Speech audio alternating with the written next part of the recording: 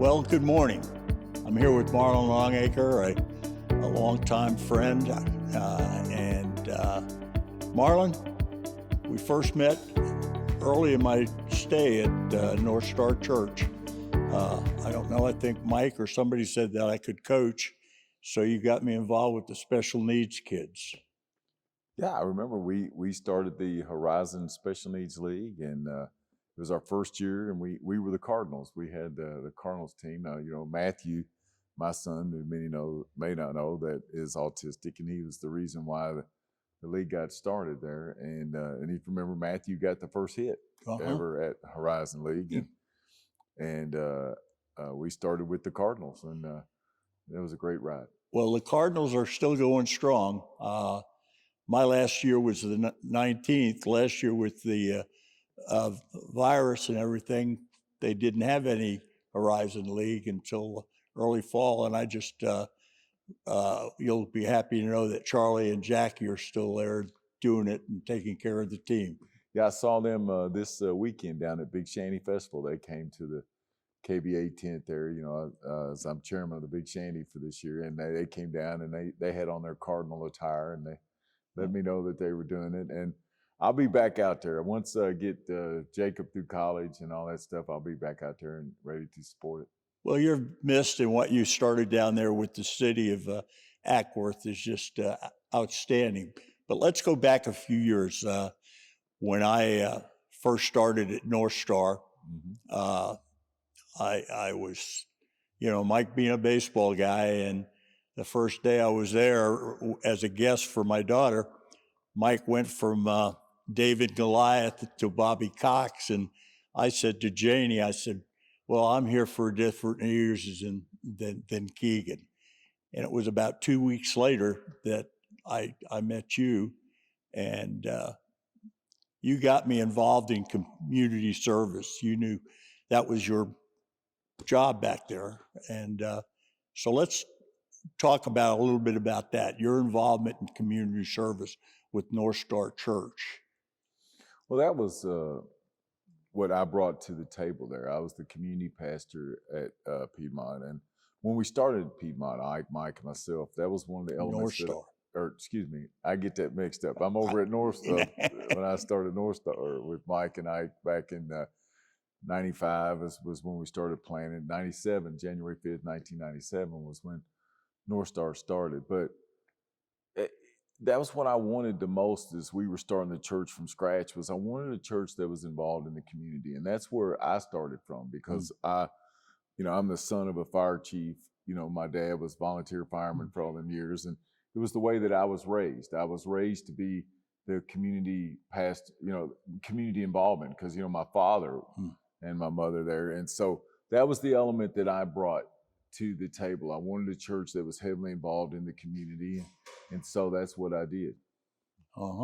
Okay. So now let's go back a little further where you mentioned your mom and dad. And I know your dad was a great part of your life and just a wonderful, wonderful man. But tell us a little bit of what got you out of Kentucky and what brought you to the great state of Georgia.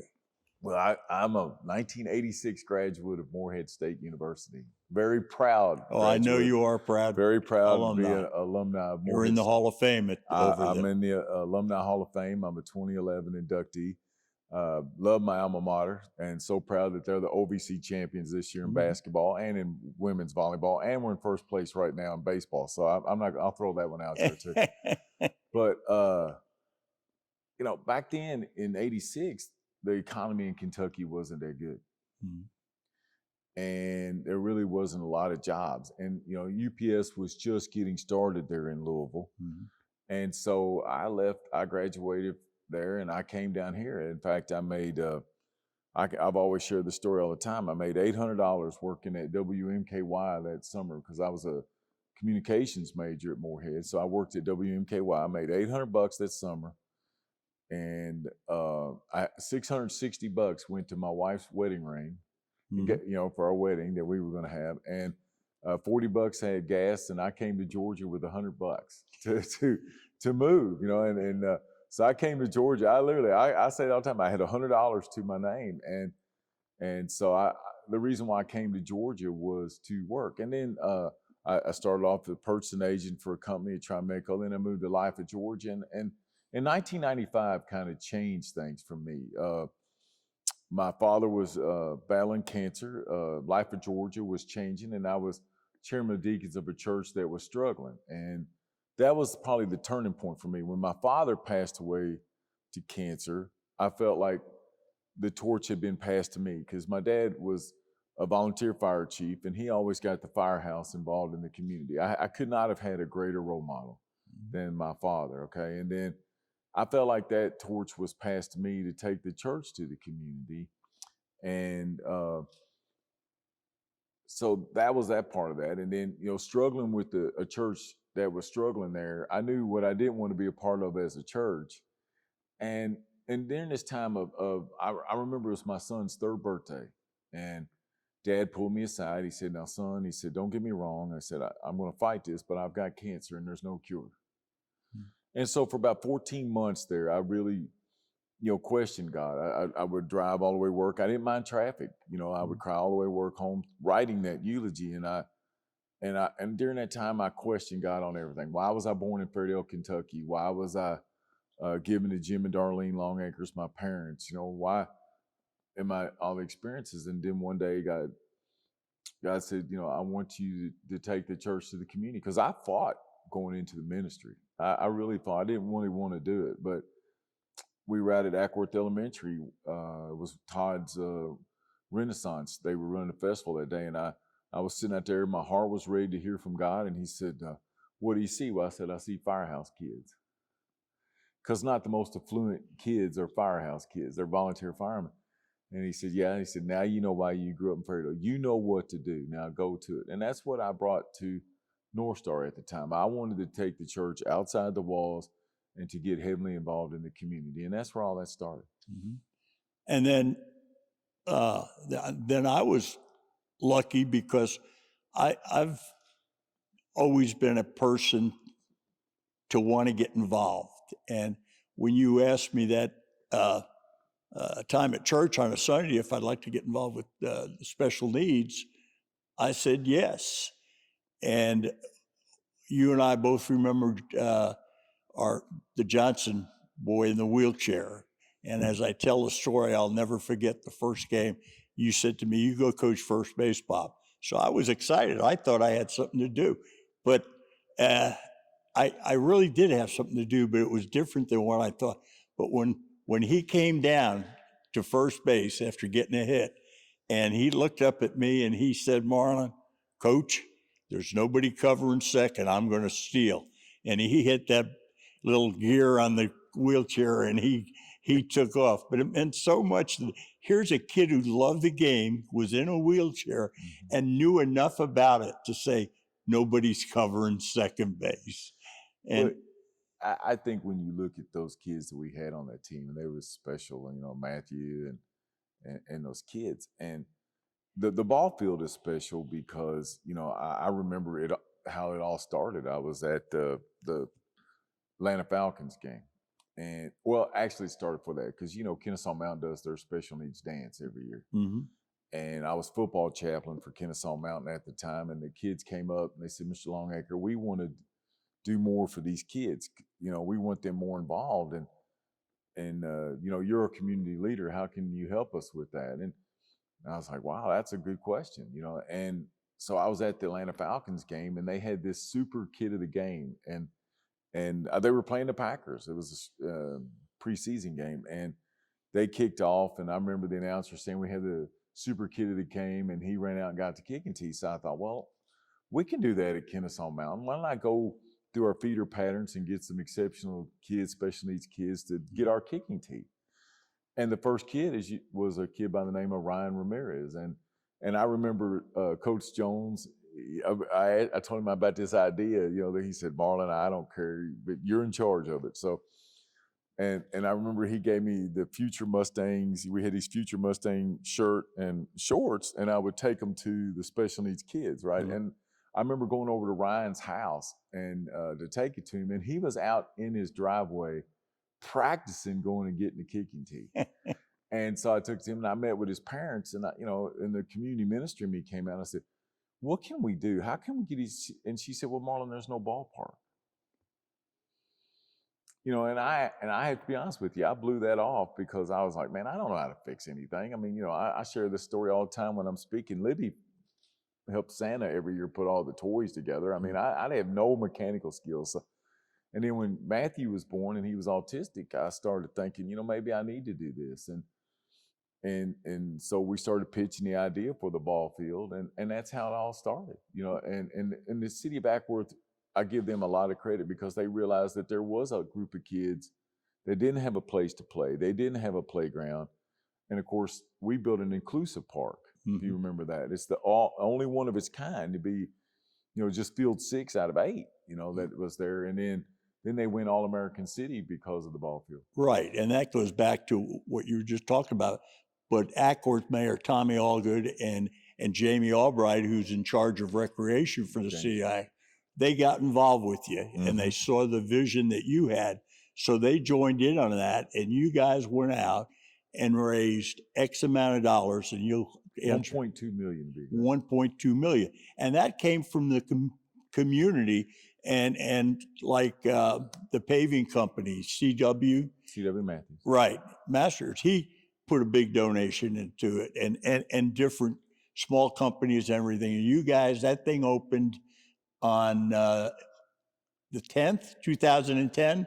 We opened it because that's when the first few years, remember, we didn't have the turf field, but you were down on the baseball field. Right. And kids like, little Johnson kid there had a hard time without the turf. So that was one of the reasons why the turf was there. Of course, now I'm chairman still of the Special Needs Development Group that oversees the field. And the thing that I admire most about Ackworth is the fact that, and even then, people realized that they left the community out. There was a group of kids, special needs kids, that was left out, and they made it inclusive.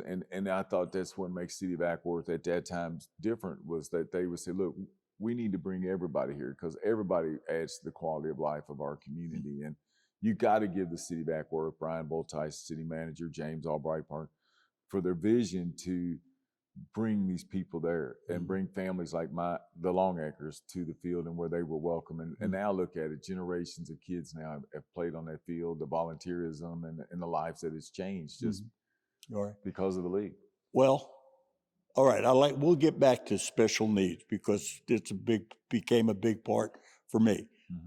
Let's now talk about the community and how you started flipping hamburgers and hot dogs, and then you found out that I had been in the restaurant business, and all of a sudden you tugged on my ear and said, hey, Bob, can you help me flip burgers? How many have we flipped, Marlon?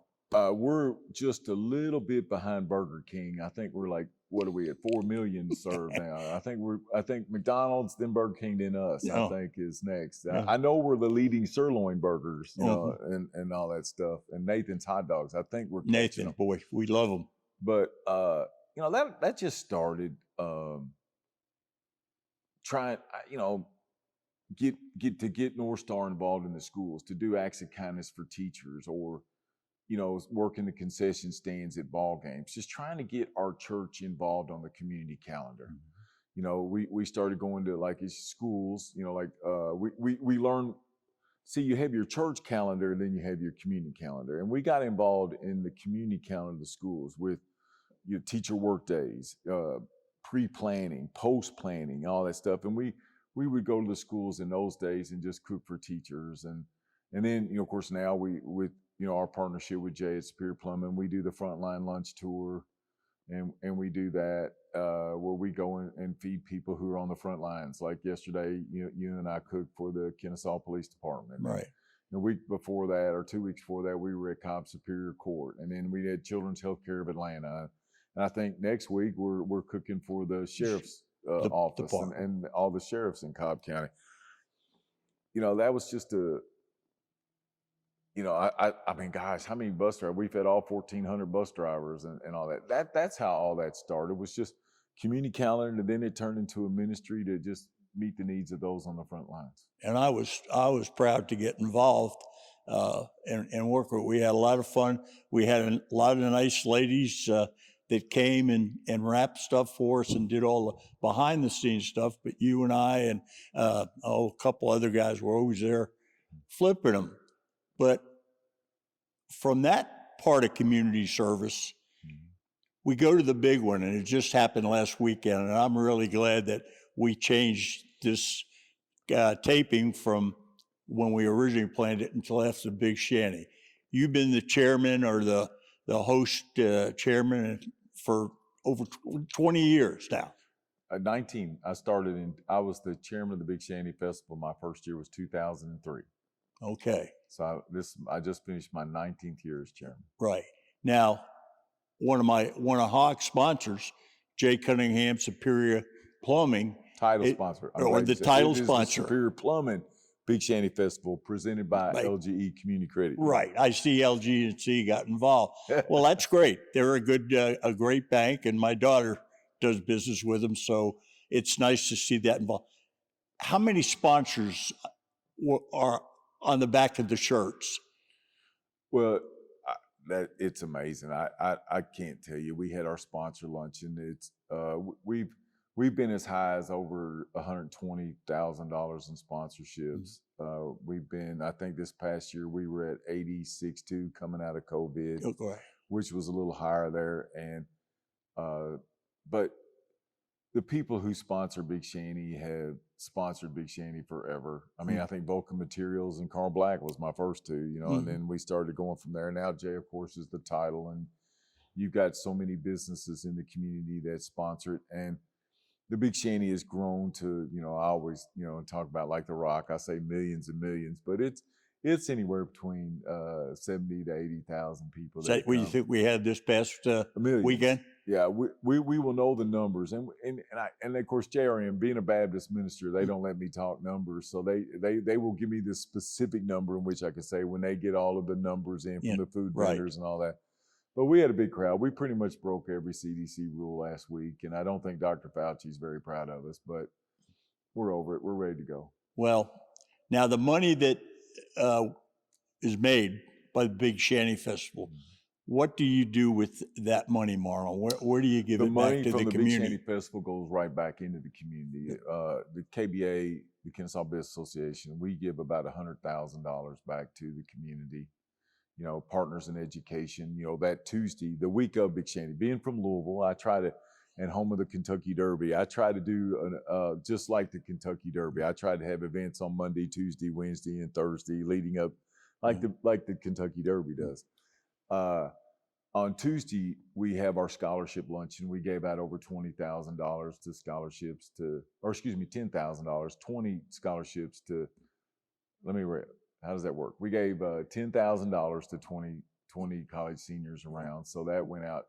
And I'm very happy to say that last year that, or 19, that my grandson Sloan received one of those scholarships. Yeah, we have about, this year we had a tremendous group of kids. And then Wednesday, of course, is the sponsor luncheon there at First Baptist Kennesaw, which I like. This first year we've had it there. They always sponsor Big Shanty. They let us use their parking lot.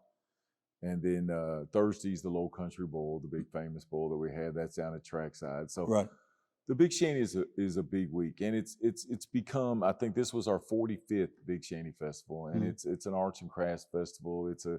It's a community hometown festival. It's probably the greatest hometown festival out there, and it's, with it being 45 years, you got people there that have probably been to all of them, and then some who started off being the baby in the stroller are now pushing their baby in stroller. And then you got people pushing their grandbabies in stroller, me being one of them, and people just love that festival. And the thing I love most about the Big Shanty is that it's so loved that the city of Kennesaw, we were the only one who held the event during the pandemic last year. Right, in November. We moved it from April to November. Yeah, we had it. And we had about 25,000 for that showed up for the, still fighting, but they just came, and then this weekend, we had probably, I can say this, I talked with our management company, Todd Miller and them, they said that you can say it was the largest Sunday we've ever had at Big Shanty. And it was the first Sunday that we have had that hadn't been rained out.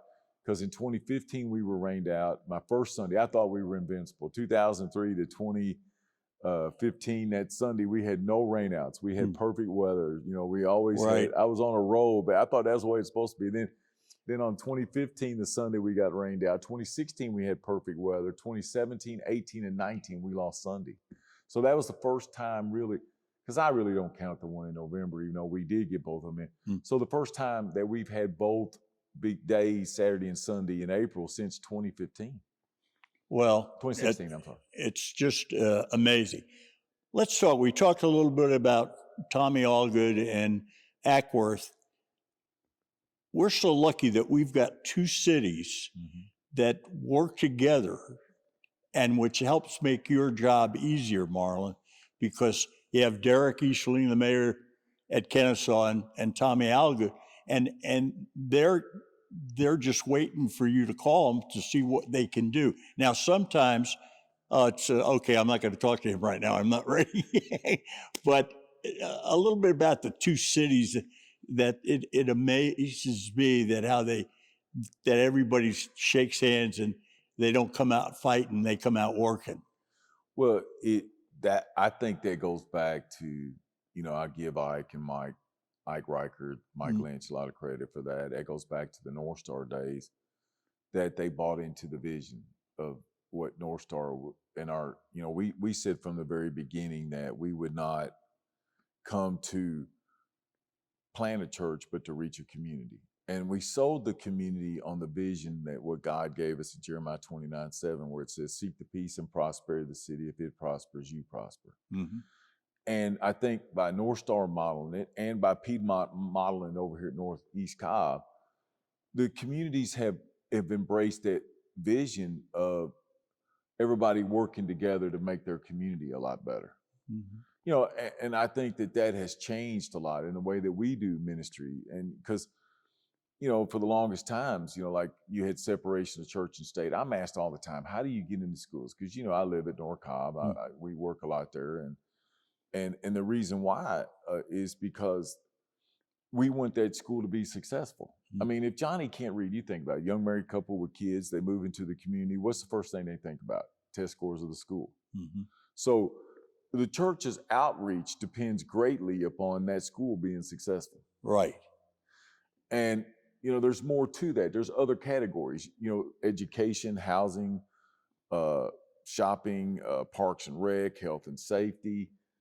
All these, you know, jobs, business, all these things have to take place in your community to have great quality of life. And so that's what we work for here at our church. We want to have great quality of life. We want everybody to be successful, because if they're successful, then we're going to be successful. And how's that? Because more people are going to live here, and there's more chances as us as a church that we get to share Jesus with, because more people are going to live in our community. And you look at the growth of our area because of that. Well, because we got great schools, we have great quality of life, we have great businesses, we have great hospitals, we have good police departments. I mean, you can't say enough about the police departments around here. I mean, you know, they're phenomenal here. I mean, okay, you pray about it, no, you pray nothing, but they have great relationships with the community. Ackworth Police is humongous at North Cobb High School. You know, so all that they bought into that vision, and I think Mayor Easterling and Tommy, when you learn to love on their community as a church, you're going to get them, because they love the city of Ackworth, and Derek loves the city of Kennesaw like no other. And when they see a church loving on their community, they let them go. And that goes back to Ike and Mike and yourself when you guys were in 95 and 96 putting this thing together, and community service was such a big part of it. The three of you guys all wanted to start something different and new, to reach out to people. As I always say, open your hands to people. And when the people saw that, they bought into it. And what the job that you did at North Star, you brought to Piedmont, and have continued to do what you do best. I always tell Janie, she kids me about, you know, shaking hands and kissing babies. I said, honey, I'm in second place. Marlon's the best handshaker and kissing babies that I've ever known. Well, let's talk about that. You know, like this church here was struggling when I came over here, and he brought that same vision that what we did over there in Northeast. You know, the thing that I've learned about it over here, because you talk about the advantages here at Piedmont and the advantages at North Star. Well, at North Star, you're very lucky the fact that you had 2 mayors and you had the city. Okay, here in Northeast Chi, we don't have a city. So the church has to become City Hall. And what I learned from what you learn from the days at North Star is that the schools are the hub here. You got your Sprayberry community, you know, people are connected to their feeder patterns of their schools. You got your Kell High School community here. And what we've done here at Piedmont is we've kind of built relationship with them, and then we become City Hall. In other words, when we do our Christmas at Piedmont projects, when we do the egg drop, we become City Hall for all of them to come to instead of the city of Ackworth or the city of Kennesaw for Big Shanty, the city of Ackworth for Taste of Ackworth, the egg drops and all that. They come to Sprayberry High School here because that becomes this Northeast Cobb area's city. And we create that here. And that's but it still goes back to the community ministries that we started there, that we were there to serve, do ministry with no strings attached, because Jesus did it that way. Jesus came to this earth and he said, I came not to be served, but to serve and give, and he says he purposely chose the role of a servant. I chose the role of a servant, and I think of all the ways Jesus could have came to earth. Why did he choose the role of a servant? I think he did that to show us how to do it. He didn't come to this earth and say, hey, I'm God, bow down, worship me. You're lucky you're here. I made you, I created you. He met people's needs. He ministered to people's needs. And that's what we do here. And then he became a welcome guest. And I think that's the way that we've done it at North Star, and that's the way we do it here at Piedmont. Does that make sense? Oh, it makes sense. And I think the real reward in this, Marlon, is not only Piedmont and North Star, but there have been so many new churches. Freedom comes to my mind, Cedar Crest, and that one of the compliments that they bestow on Piedmont and North Star is they have also gotten involved in the community. They said, hey, North Star and Piedmont, we need to join in and do what they do, because once again, they want to get the parishioners involved in the community. So I think that's a pat on the back for what you guys started, and now we've got other churches doing the job. Well, let's look at it a different way. I think the best way to describe that is it's like let's look at you, okay? All right. In the old pattern, the way that we did it different, you would do your spiritual gift inventory, and you would have 10% of your people had the gift of administration, and 10% would have the gift of evangelism. Then your other 80% has the gifts of helps and service and all that. Problem is, we would force people into those 2 areas, and they didn't like it. So when we do things in the community and we serve, we activate all the other spiritual gifts. We activate other people's passions, okay? Well, and you talk about like yourself here, okay? Let's talk what got you in. Well, okay, you love baseball. So, all right, hey, Bob, help us down here at the Special Needs League. I can do that. I can coach first base. I love the game of baseball. Okay, and then all of a sudden, hey, Bob, we're doing a hamburger and hot dog cookouts. We're volunteering over here. Well, I can do that because I know how to cook a hamburger and a hot dog, right? So by doing all these acts of kindness, we activated. It was kind of reversing the Pareto, 80-20. We wanted to put the 80% of the people to work to help with the 20%. So it gave you your spiritual gifts. The next thing you know, you get involved and you're serving. You feel like, hey, I'm contributing. And then the next thing you know, man, you come up and you want to say, Marlon, I got this idea about a hog ministry. And so we wanted, and then at Piedmont, or at the time at North Star, we said every minister's a minister. So we're there to throw, gasoline on your fire and help you make that happen. And now the, hogs help so many people because of it. We're going on starting our 9th year pretty soon, and I'm ecstatic about that. But I've been lucky. I've had some great mentors in yourself and Mike, Larry Robinson, who you know very well. I unfortunately didn't get to meet Ike until after he had left and everything. But it's such a blessing to do those things. and go home at night and know that you did something that God needed to get done. I feel like I'm a disciple. When I was asked by God to get involved with this, he knew the abilities I had, and he knew my shortcomings. So he knew I had to have some good people around me. And you were one of them, and Mike was one of them, and then the people at North Star that I put on the board with me, it's been great. The last year has been a little tough. Virtual, Johnny Koster never had to worry about me taking over the Tonight Show. I couldn't do that. But I'm just blessed with the love that you share, and we'll get ready to end this. But I want to say one thing about you also, Marlon. Your family. You married a beautiful girl from Kentucky, Libby. Coal miner's daughter. What? A miner's daughter, I yeah. married a coal miner's Loretta daughter. Lynn I wrote that married song Loretta, for her. baby. But you've have 3 beautiful children. You have a little beautiful granddaughter that I can't believe is as big as she's gotten. But you've been a blessing to this community. And I want to, from my heart to yours, thank you for what you've done. And I've been really excited waiting for you and I to get together. And I appreciate your time you've taken today. And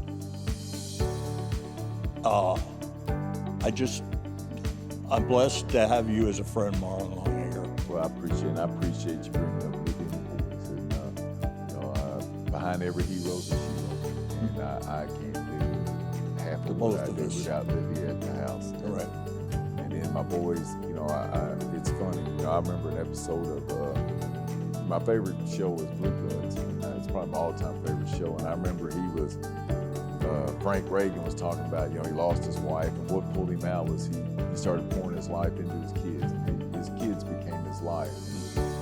And my 3 boys are my heroes. Obviously they're special needs in their own ways, and to watch them every single day overcome so much obstacles because of their barriers, they're just inspirations to me. They're my heroes. My 3 kids have become my heroes in life. All 3 of them are blessed to have you and Libby in their lives, and myself. And I want to thank you for taking the time. My pleasure. This Enjoy morning. it. And Marlon, I'm going to end up by telling you one thing. I love you, buddy. I love you, Bob.